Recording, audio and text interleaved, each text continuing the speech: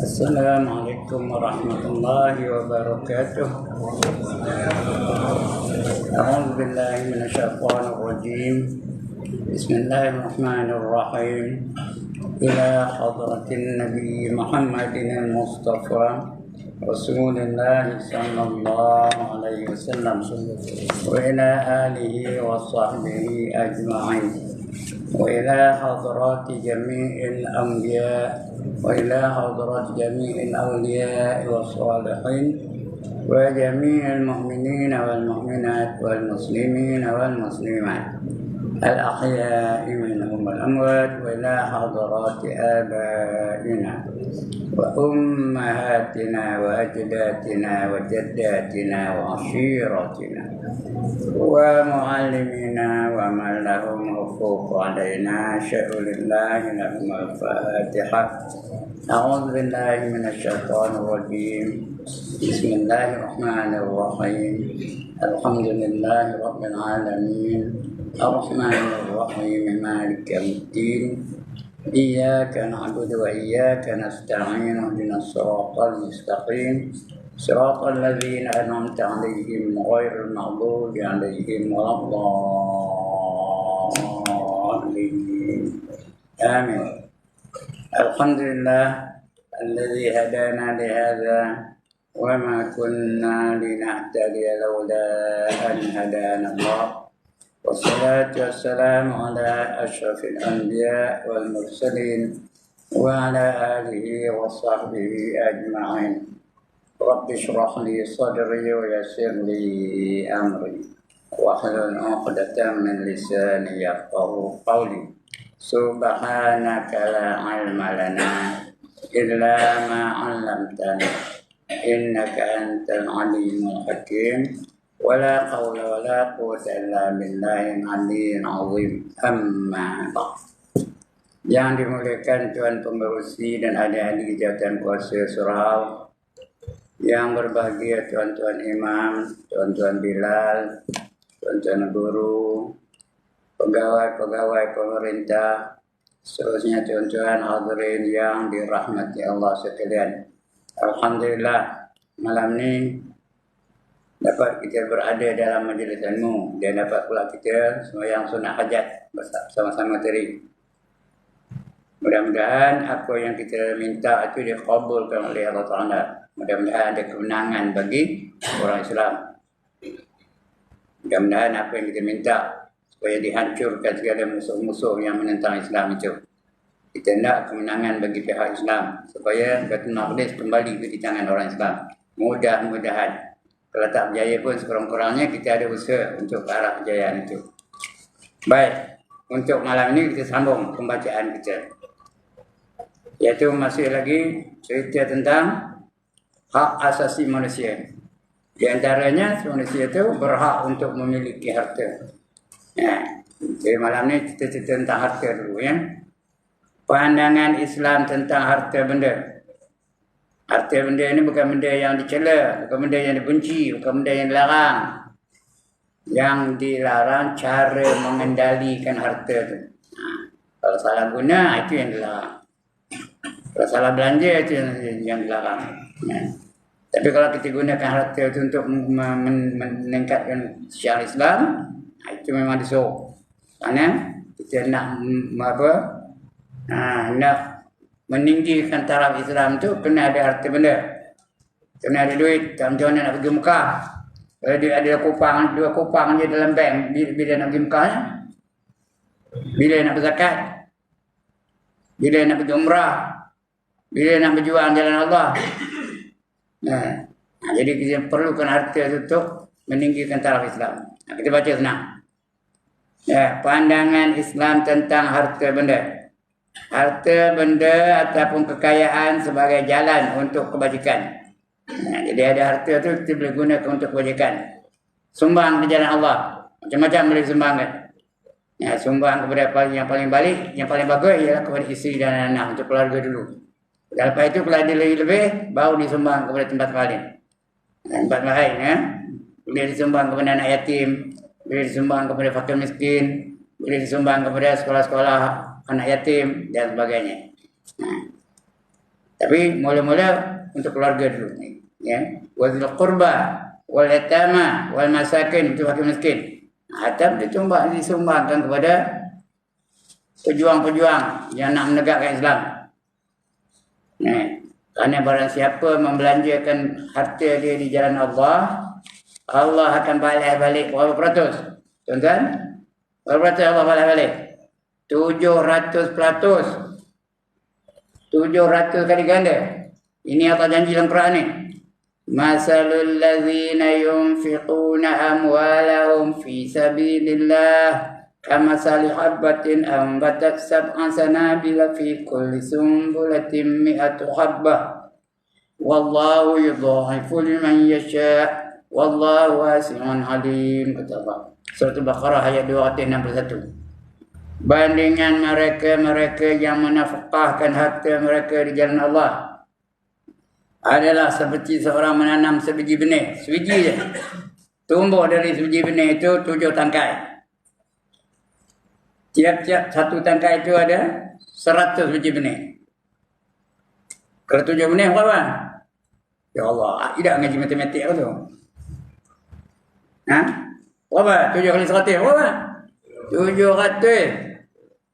Asalnya sebiji je. Biji benih je. Tumbuh ada 7 tangkai. Tiap satu tangkai tu ada 100. Kalau pokok durian ada 700 biji durian. Ibaratnya kalau pokok manggis 700 biji manggis. Kalau dukung 700 biji dukung. Kalau cempedak dia kosong. 700 biji cempedak. Kalau nangkai kosong lagi-lagi 700 biji nangkai.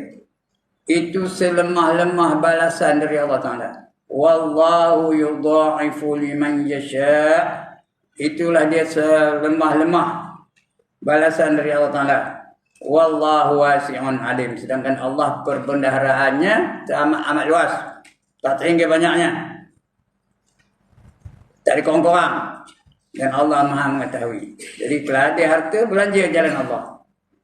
Belanjakan pada pertubuhan-pertubuhan Islam yang memperjuangkan Islam. Kalau banyak duitnya lagi. Ada lebih lagi. Belanja pada sekolah-sekolah agama. Sekolah-sekolah tahfiz dan sebagainya. Semua itu jalan Allah belaka. Ya? Jadi, itu harta itu untuk kejayaan Islam. Untuk kebajikan.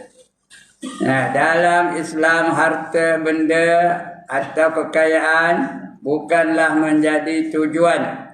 Bukan jadi matlamat hidup, bukan jadi tujuan dia. Tapi dia sebagai alat. Sebagai alat untuk meninggikan syiar Islam. Bukan tujuan untuk harta, bukan tujuan mencari kaya, tak ada. Kita cari rezeki yang halal cukup lah tu. Rezeki yang halal. Supaya kita boleh menyara isteri dan anak-anak kita. Memberi pelajaran kepada anak-anak kita. Bukan matlamat menjadi kaya, bukan. Dia bukan matlamat. Dia hanya alat. Tapi alat tu perlu juga. Jangan nak meninggikan syiar Islam. Kena ada harta. Kalau dalam tabung surau ni, tengok tak ada duit dalamnya. 2 kupang je. Siapa tak nak bagi? Apa nak dibelanjakan? Untuk aktiviti surau, perlu ada harta benda, untuk perlu ada duit dan sebagainya. Tapi bukan matlamat, dia semua sebagai alat. Cuma menjadi jalan untuk kepentingan bersama. Barang siapa yang menggunakan harta kekayaannya kepada jalan Allah, yakni kepentingan umum, maka harta benda itu akan menjadi muslihah bagi dirinya. Mesti dapat faedah untuk diri dia.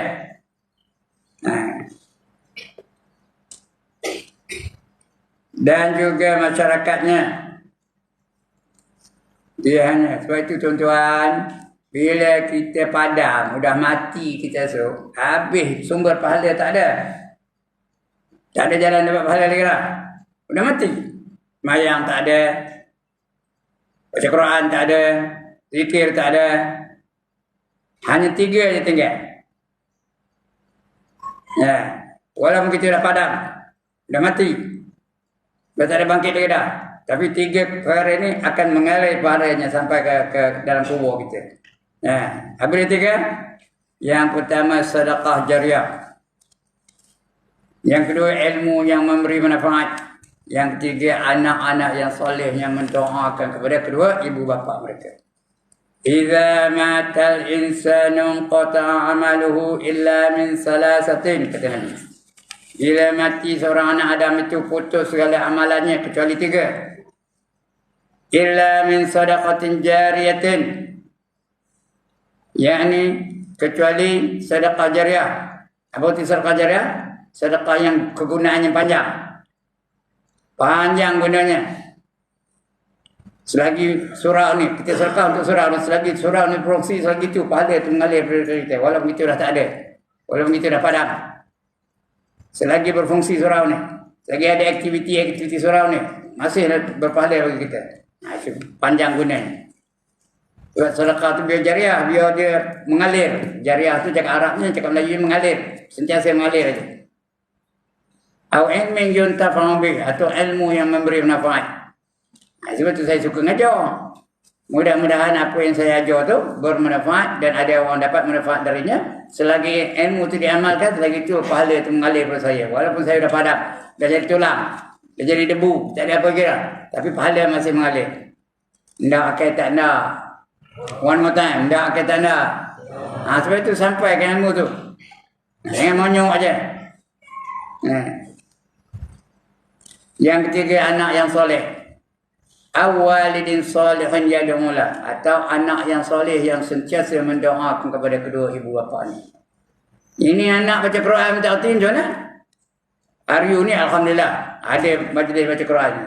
Saya ngaji setiap bulan, tahu nampaklah. Ada majlis mengaji Quran, alhamdulillah. Teruskan, jangan berhenti. Ini dah baca Quran minta arti, bila nak sembahyang? Baca Fatihah minta arti macam mana? Ya. Bila tak sembahyang macam mana doa? Jadi biar anak jadi soleh. Anak tu membuat pekerjaan yang soleh. Soleh seperti apa? Kerjaan yang ditetapkan oleh Islam. Ya. Apa saja dia buat, mesti ikut cara Islam. Itu namanya amal soleh. Whatever you do must be in accordance with the teachings of Islam. Kalau tidak, bukan namanya amal soleh. Itulah dapat pahala. Jadi kalau ada anak tu didik dia supaya amalkan Islam. Sebab tu ada anak tu bukan seronok benar ada anak tu. Bukan itu satu kebanggaan, bukan dia satu kemegahan. Ia adalah satu amanah dari Allah. Ya, apa tugas kita terhadap anak-anak? Apa kata Allah? Qu anfusakum wa ahlikum nar. Ya, wahai orang-orang yang beriman, peliharalah diri kamu dan keluarga kamu daripada api neraka. Isteri, anak-anak, pelihara daripada api neraka. Ajar dia. Sebab itu dalam Islam ni lengkap. Cukup umur 7 tahun, suruh sembahyang. Kalau kata baca Quran tak hati, macam mana nak sembahyang? Baca Fatihah tak hati? Itu berlatih anak kita tu, sembahyang. Kalau cukup 10 tahun tak sembahyang, pukul. Ini Nabi suruh ni. Ya? Muru auladakum bis-shalah wa hum abna'u sab'a sinin. Perintahkan anak-anak kamu dengan sembahyang setelah berumur 7 tahun. Wa adribuhum 'alaiha wa hum abna'u 'ashrin. Dan pukul mereka yang meninggalkan sembahyang setelah berumur 10 tahun. Ya, wa farqu baina minal madaji'. Dan pisahkan antara lelaki dan perempuan di tempat ketiduran mereka pada umur 10 tahun. Ya, itu dalam Islam.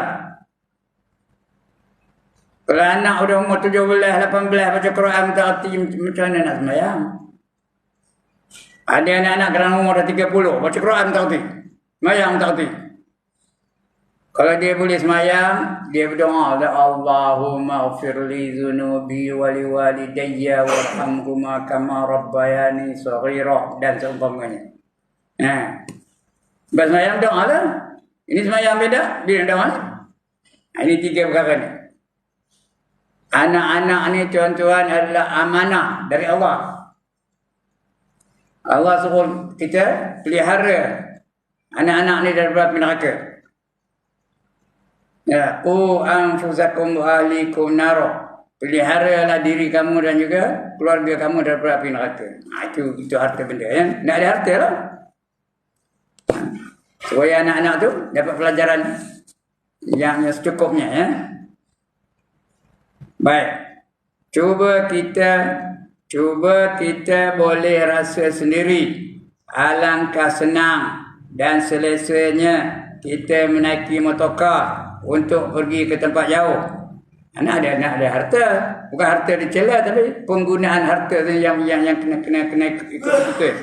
Nah, penggunaan harta tu kena sesuai dengan syarak, sesuai dengan Islam. Alangkah senangnya kita pergi ke Mekah naik kapal terbang. Dulu orang pergi Mekah ni apa? Naik kapal laut. Kapal laut apa? Kapal layar. Kapal layar tu tengok apa? Tengok angin. Bila angin tu menuju mengalir ke Mekah, baru berjalan. Berapa lama orang pergi Mekah zaman dulu? Zaman saya budak-budak dulu. Berapa lama orang pergi Mekah? 6 bulan, setahun. Dia tengok angin tu, pergi ke sana, baru pergi ke sana. Dia balik kemari angin tu, baru dia balik kemari. Lepas tu, ada maju lagi. Ada kapal berenjin. Kapal pakai wak tu. Tak ada sampai bulan-bulan. Tapi lambat jugalah. Nak pergi ngantor, nak pergi nun di pelabuhan Pulau Pinang dulu. Ataupun pelabuhan Kelang. Kelang tak ada Pulau Pinang selalu. Ngantor orang pergi Mekah. Zaman saya tu. Tuan-tuan belum kita lahir tak mana-mana lagi. Zaman saya dulu. Kenari. Orang pergi Mekah naik apa? Kenari naik apa? Naik kapal terbang. 10 jam dah sampai. Minum pagi di Kuala Lumpur. Makan tengah hari dah sampai ke Mekah dah. Saya pergi tu nak minta naik kapal laut. Mula-mula tahun 80. Naik ikut kapal laut. Minta naik kapal. Rupanya tahun tu tak ada kapal dah. Kapal terbang je. Naik kapal terbang. Pagi tu dah Kuala Lumpur, Pelapan dah Kuala Lumpur. Belah petang tu, udah sampai ke Mekah. Dah nampak Kaabah tu. Saya cubit perhal saya ni. Sakit betul. Takut saya mimpi dah. Sedar kata sedar. Tengok sakit pula saya. Itu. 10 jam dah sampai. Sekarang ni tak sampai 10 jam makan. Masa itu 10 jam. Berhenti dulu di Dubai. Transit dulu. Dan sebagainya. Dulu 6 bulan baru sampai. Dia banyak orang dulu pergi Mekah bawa kain kapan sekali tau. Dia rasa nak mati. Tapi sekarang ni ada je ada orang tapi tak ada bawa kain kapan perginya. Ada yang mati bukan tak ada. Ada lah. Orang nak pergi ke Mekah. Begitu kan nak pergi Amerika. Takkan naik bisikar rasanya pergi Amerika. Mesti ada kenderaan. Ada kapal terbang dan sebagainya. Itu harta tu. Guna harta tu ya. Nak pergi jalan jauh. Saya nak kemari pun mesti ada motorkar. Kalau tidak dari kampung kemari kalau jalan kaki tak lalu saya. Mesti ada motorkar. Tidak kawan saya pun tak boleh nak bawa saya. Takkan bawa saya naik bisikar pula lagi ya. Nak pergi ke tempat jauh. Alangkah senang. Senangnya kita pergi ke Mekah menunaikan fardu haji dengan kapal terbang. Betapa senangnya kita mengangkat barang-barang keperluan yang kita perlu dengan kapal-kapal. Ini semua adalah kenikmatan Allah Ta'ala. Allah bagi nikmat. Allah bagi nikmat tu. Perkara menundukkan atau memudahkan alam semesta bagi memenuhkan keperluan manusia adalah bertujuan mencapai 2 matlamat yang penting. Yang pertama, tidak ada dalam alam ini yang sukar dicapai oleh manusia apabila digunakan fikiran. Gunakan fikir, Betul, manusia itu jadi makhluk yang paling mulia. Kerana manusia itu ada otak, boleh berfikir. Ya. Allah nak muliakan anak Adam. Manusia lah. Mana lebih mulia? Mana lebih mulia? Manusia ke rimau? Siapa lebih mulia? Manusia ke gajah? Siapa lebih mulia? Manusia ke singa? Manusia. Allah dah khabar Al-Quran, walaqad karramna bani Adam wa hamalnahum fil barri wal bahr wa razaqnahum minat thayyibat. Sesungguhnya kami hendak memuliakan Adam. Kami hendak memuliakan manusia. Yang mulia manusia. Siapa jadi raja? Gajah ke manusia? Siapa jadi yang Tuan Agung? Rimau ke manusia? Siapa jadi gubernur? Manusia. Siapa jadi presiden? Manusia. Lagi apa? Siapa jadi sultan? Manusia. Ada pun rimau jadi sultan? Wa hamalnahum fil barri wal bahr, dan diberi mereka kenderaan, tunggangan. Manusia saja yang ada kenderaan. Ada pernah nengok gajah bawa bersika? Siapa ada pernah nengok gajah naik bersika? Ada pernah nengok rimau naik motosikal? Ada pernah nengok rimau bawa mentaka? Tak ada. Manusia saja ada. Wa razaqnahum minat thayyibat, dan diberi mereka rezeki yang baik-baik. Rezeki yang paling baik antara manusia, gajah, rimau, singa, lagi apa? Lembu. Mana yang paling baik rezekinya? Mana yang paling baik rezeki? Manusia ke, gajah ke, rimau ke, lembu ke, singa ke? Mana? Manusia lah. Nasi aja berapa jenis nasi manusia makan? Tuan, tak pernah makan nasi ke mana? Berapa jenis nasi makan di Malaysia? Nasi dagang, nasi Arab, nasi biryani, nasi apa? Nasi kandar. Ya tu. Lagi apa? Nasi kandar. Lagi nasi apa? Nasi hujan panas. Nasi goreng. Nasi goreng banyak menurut. Nasi goreng kampung ada, nasi goreng Cina ada, nasi goreng USA pun ada. Jadi pada lambat datang, dia USA. Pada USA itu nasi apa? Udang, sotong, ayam. Itu USA ya. Jadi manusia saja ni. Rimau apa makan? Daging mentah. Gajah apa makan?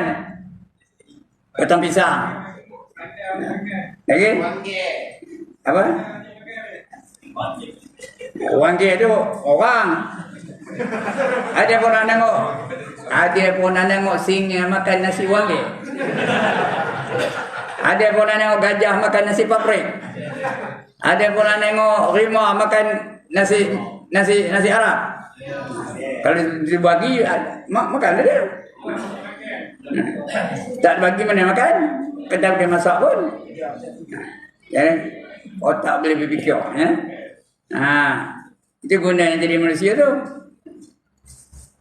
Ya. Baik. Perkara menundukkan atau memudahkan alam semesta bagi memenuhkan keperluan manusia adalah bertujuan mencapai dua matlamat yang penting. Yang pertama, tidak ada dalam alam ini yang sukar dicapai oleh manusia. Semua manusia boleh buat. Ya. Tengok kenderaan manusia. Punyalah roket sikit laju ke sekarang ni. Kau terbang sikit laju ke? Ya. Keretapi dah laju. Dulu keretapi ni pakai apa? Pakai apa? Pakai uap. Ya. Kalau naik keretapi dulu dah. Macam daripada saya duduk Telensin tau, Telintan. Kalau naik kereta Telintan tu pergi ke tapah tu, keluar kepala tu keluar daripada tingkap tu, pakai baju putih, hitam naik baju tu. Kenapa? Kerana arang tu jadi serobok tu dia terbang tu. Habis hitam baju tu. Gini Kereta api pakai apa? Pakai elektrik. Terus sampai aja. Tak ada kotor, bersih aja. Kapal terbang. Tak ada pula berdebu kain baju tu. Dulu orang jalan naik unta macam mana? Berdebu dia pakaian tu. Ini dah.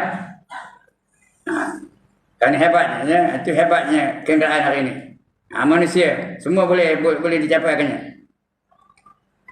Nah, apabila digunakan fikiran, pengetahuan dan bertindak yang betul, Tuhan memudahkan alam ini untuk kita, dan hendaklah kita berusaha untuk mendapat manfaat daripada kejadian itu. Sekarang ni,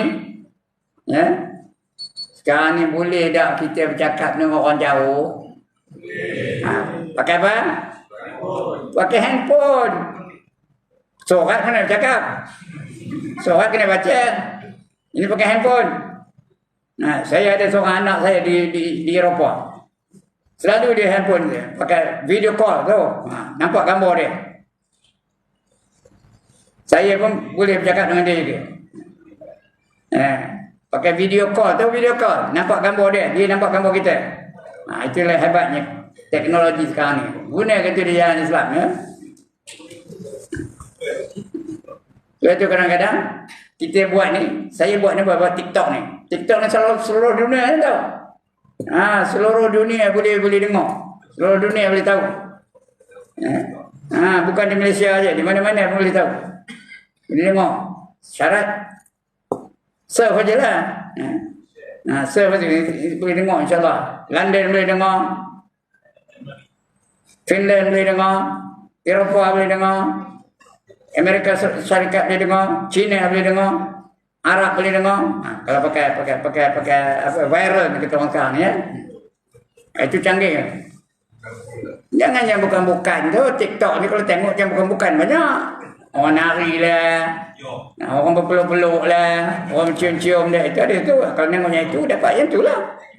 Tapi kalau tengok ceramah agama, macam YouTube saya ni, saya pakai YouTube tu, boleh kata tau. Satu Malaysia ni,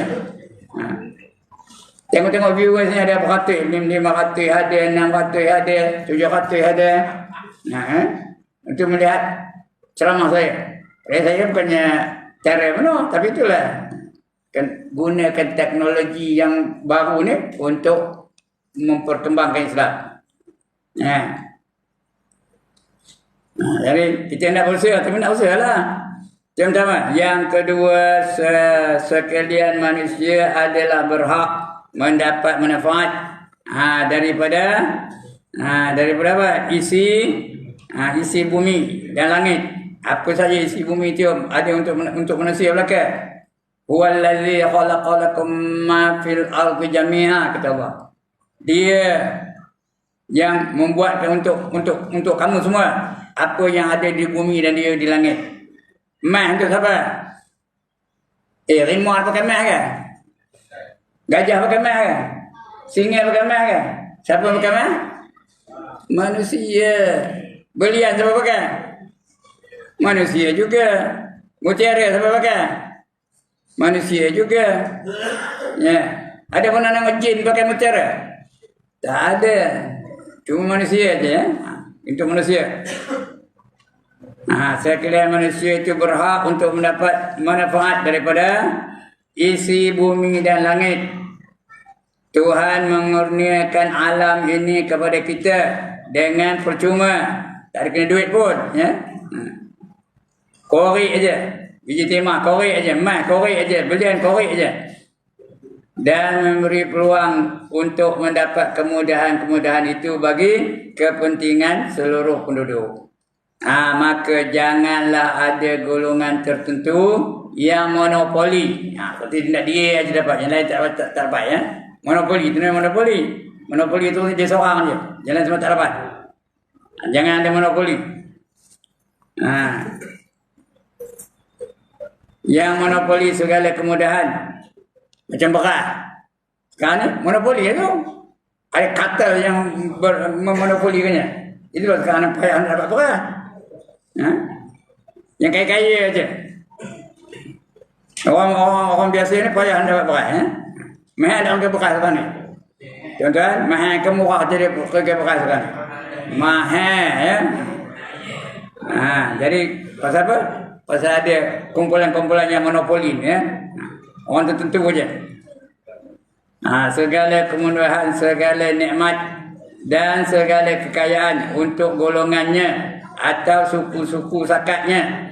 Hendaklah mereka berfikir bahawa orang lain juga makhluk Allah yang sama. Orang lain itu makhluk Allah juga, mereka pun berhak juga. Yang sama berhak hidup dan berhak mendapat kemudahan-kemudahan di dalam kehidupan. Dan bukalah seluas-luasnya peluang untuk mendapat kemudahan-kemudahan itu ya. Bukalah seluas-luasnya peluang itu. Untuk hidup bersama dan sama-sama menikmati kurniaan Allah yang Maha Pemurah. Allah itu Maha Pemurah, Allah kurniakan. Untuk manusia belaka. Semua untuk manusia. Sungai untuk manusia, udara untuk manusia, cahaya untuk manusia, gunung untuk manusia, semuanya untuk manusia belaka. Kemudian nanti kita akan baca pandangan Islam tentang harta benda. Apa pandangan Islam tentang harta benda ya? Itu akan datang kita baca insya-Allah. Untuk malam ni cukup sekarang itu. Dah bunyi dah totik-totik pun. Saya dah dengar bunyi tu. Ada bunyi dah? Udah bunyi belum? Dengar dia pekak kan? Ya. Okey, sekian dulu. Sebelum saya tutup, ada siapa-siapa nak bangkang? Has anybody got any objection?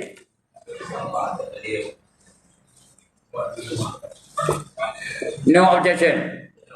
Jawablah objection overruled. Dia minta kerja komputer kan? Berapa dapat English tu? 9. Patutlah. Has anybody got any problem? Any questions? No question. Bijak belakang saja. Pandai belakang lah. Asal dia jauh dapat. Mana cari? Hanya ada di surau Al-Mustaqim.